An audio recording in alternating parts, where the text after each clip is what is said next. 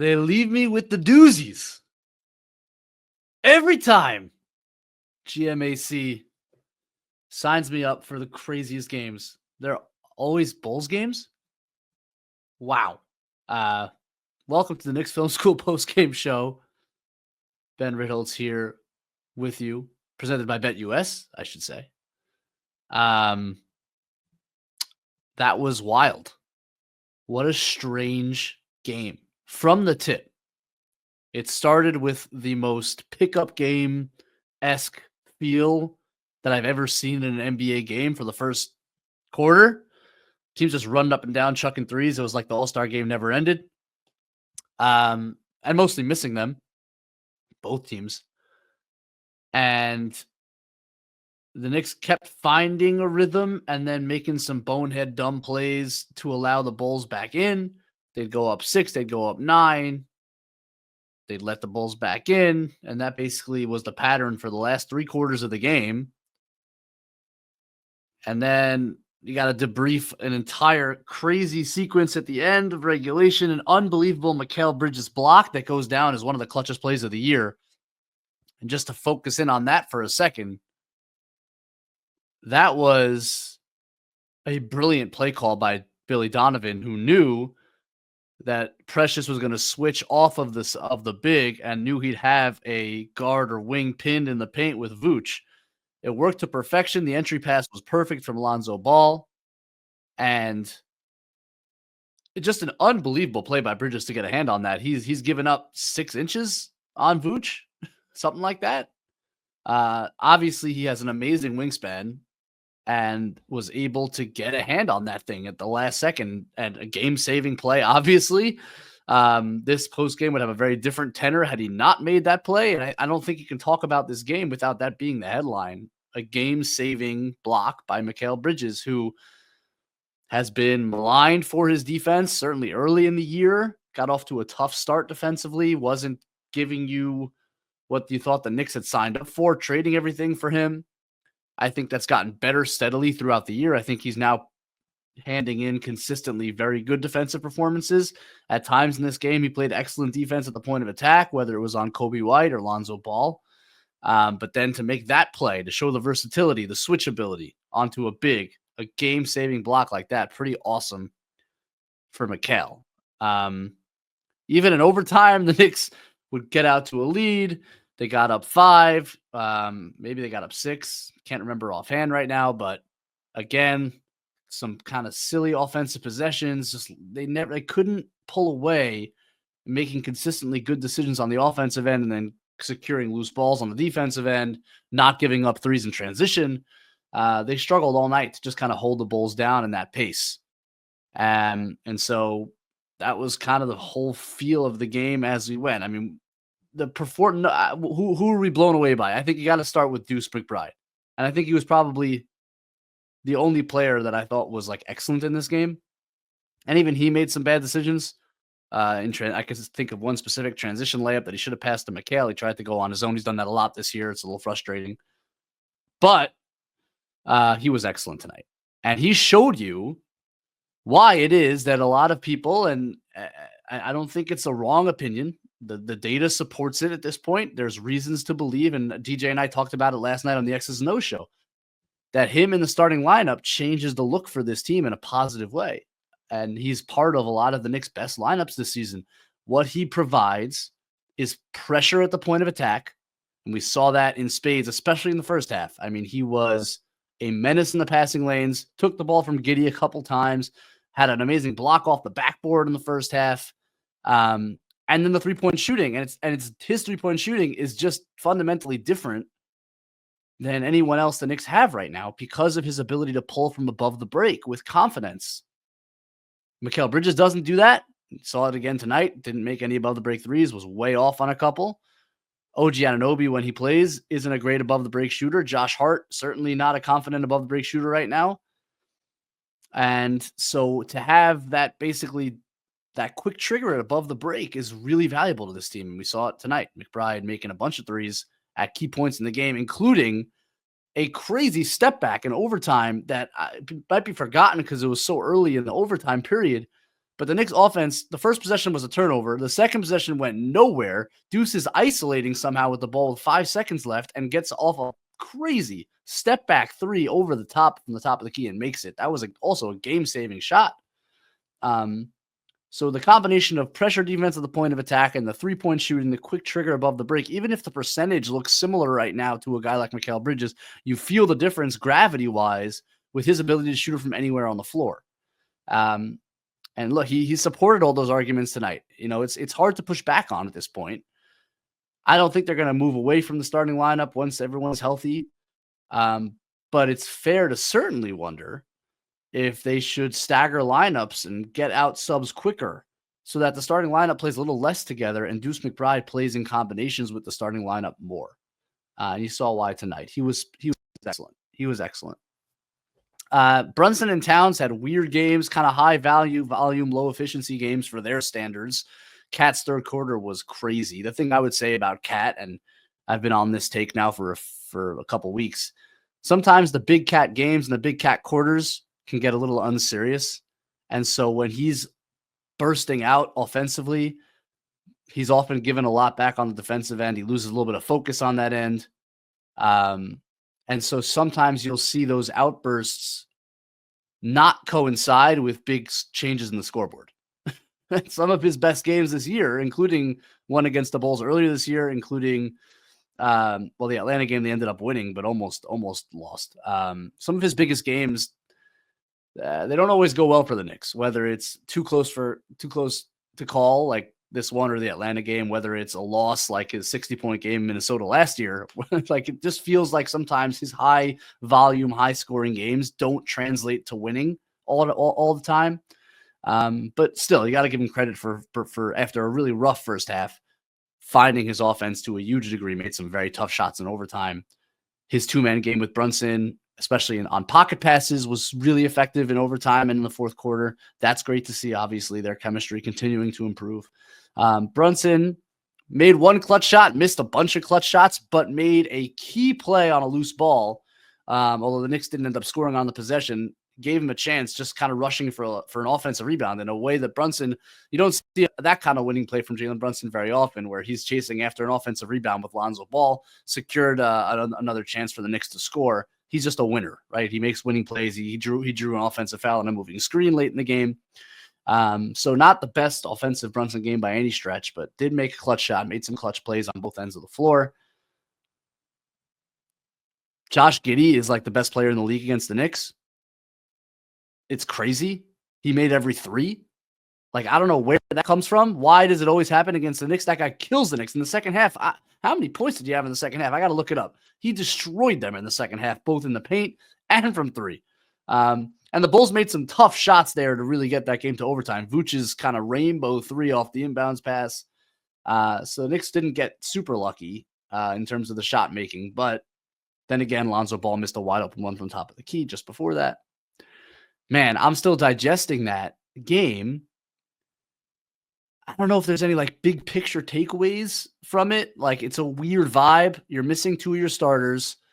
The Bulls are a weird matchup and team with the pace that they play at, with the amount of threes that they get up. It's the first game out of the All-Star break. The whole vibe and feel was a little weird. I'm not going to make any grand proclamations about this game. It makes tomorrow night obviously a little tougher against Cleveland. You have a back-to-back now after playing an overtime game and some really heavy minutes, which you would have liked to avoid, but you got the win. You did get the win, and as Tibbs always likes to say, I'd rather learn from a win than a loss. And they're finding ways to win these games. Now it's back-to-back overtime wins, not ideal performances, but you find a way to pull them out. You take positives away from that, even against not the best competition in the world. Precious Achiuwa, what a weird game.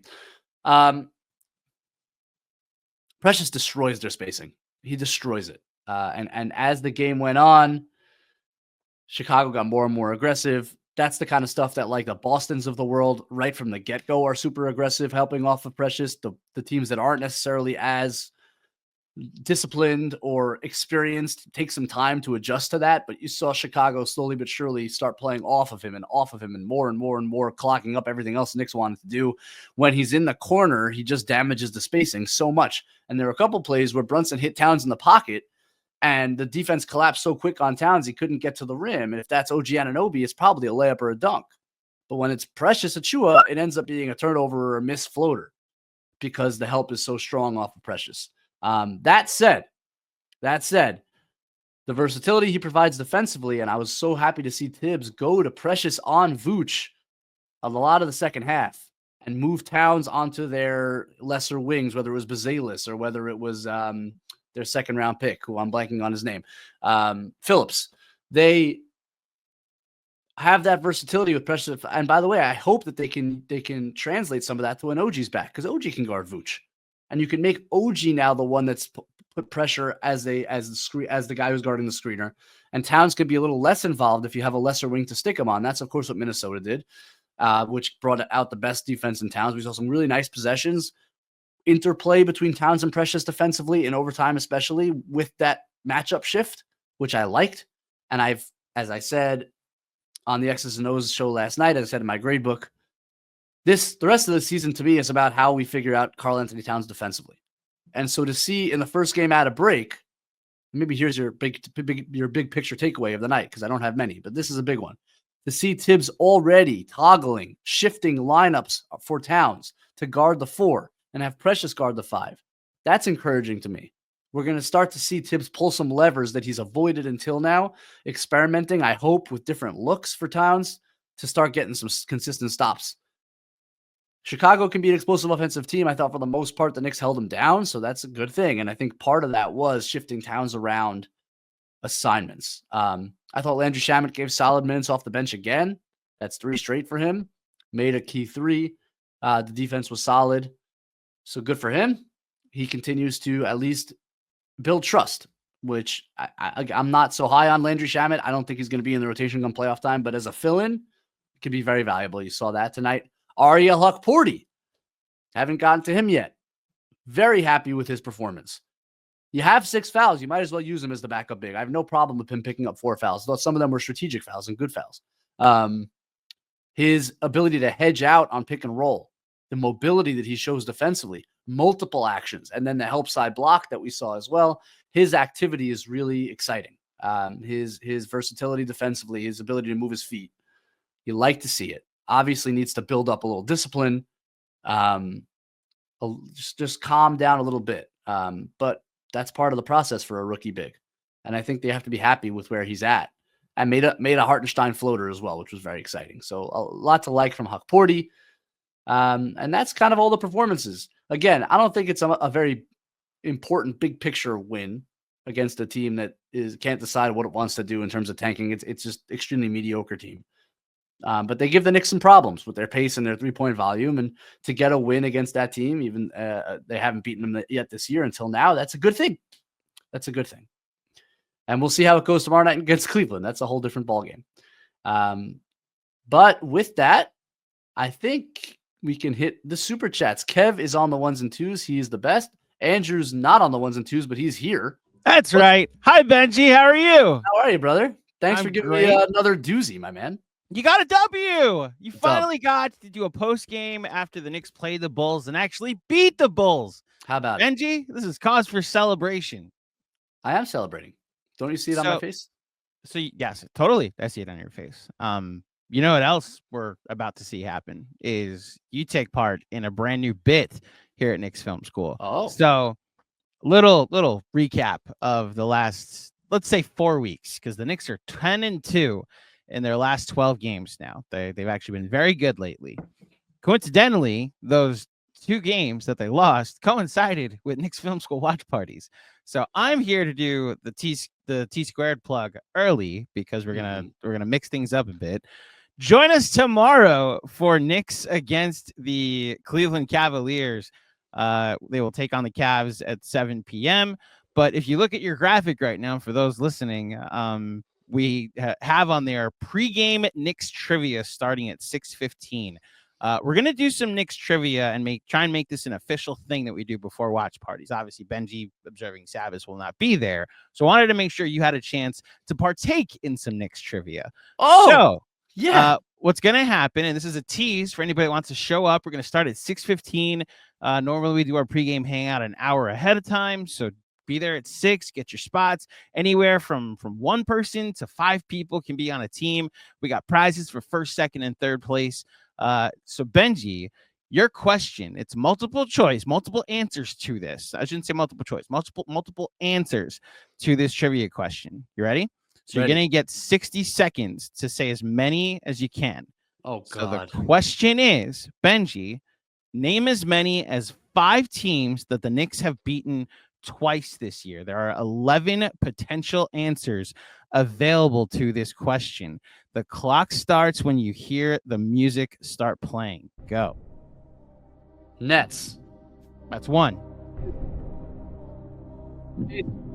Say it again. Wizards, Pacers. The Wizards and the Pacers. Did you say that? Yes. Why can't you hear me? Sorry, the music might have drowned you out. Go ahead. Oh. The Wizards and the Pacers are correct. That's 2. And 3. Hawks. The Atlanta Hawks, they have now beaten twice. Yes. Magic.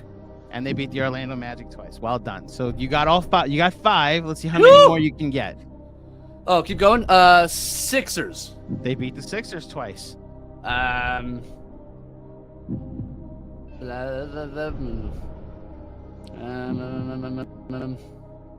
Kev, you want to jump up and help him? Conference. You're muted. You're muted, Kev. Milwaukee. Oh, Milwaukee. You guys got 7. Let's see how many more you can get before the buzzer sounds. Denver. Denver. Oh, Denver. Woo! Oh, the so Raptors. Should have done The the Raptors is on there. Raptors So there's 4 2 times, more didn't that weren't said. 2 more that weren't said. So you guys would have gotten credit for 5 points. You will be allowed to submit 5 answers. That Did you get the Heat twice? Tomorrow night. What's up? We They didn't get the Heat they twice? actually only yeah, played they the once Heat played once the this Heat year. once. Yeah. I didn't think they had. No, there's 2 more answers. Charlotte. Said 9. Charlotte. Charlotte is 1. Charlotte. And there's 1 more. It's the only 2 times they've played this team this year. West or East? West. Oh, I'm in the East. so they only play him twice. Charlotte is actually a good hint. Pelicans. Pelicans. Oh, the Pelicans, Pels. There you go. Including a T-squared win. Including a T-squared win. Yes, that was our Christmas party or holiday party that Man, I wore a Soto shirt. So yes, that was very nerve-wracking, but I'm glad I pulled through. you nailed it. You nailed it. So for tomorrow night, if you want to join us at T-squared again at 6:15, you can be there to take part in the first ever Knicks trivia. So join us at 6:15. First, second, and third place prizes. We'll do 10 rounds of what you just heard, ladies and gentlemen. And then if you'd like to stay afterwards for a Knicks game against the Cleveland Cavaliers, who played little brother tonight and didn't get serious until the 4th quarter themselves. So be there or be T-squared. So if I am not there, I'm not going to be there tomorrow night, and they win. Is it me? Let's reassess after. Okay. All right. We'll talk about it. Because now the losing streak started like while you were still missing games. So we're not missing games, like when games were happening on Fridays. So Right. All right. Well, that's comforting because I wouldn't want that. I like to watch parties. You know. I also like the watch parties, which is why I'm going out of my way to start doing trivia beforehand. So that way people listen, if they lose tomorrow, there's a good chance that the graphic is just going to say Knicks trivia. And oh, by the way, there's a game after. Like you're coming there for Knicks trivia. You know what we should do? All the TVs should be on something else. Yep. And there should only be one little screen in the corner with the Knicks game. Phones. Basically, No, we're you not can watch actually the game on watching your it. phone. We're here to watch. We're here to watch Everyone watch literally on their anything else. phone. Yeah. If the hockey game that's going on now was happening tomorrow night, we'd watch that instead. Okay. Enjoy your post game, everybody. Let's go Knicks.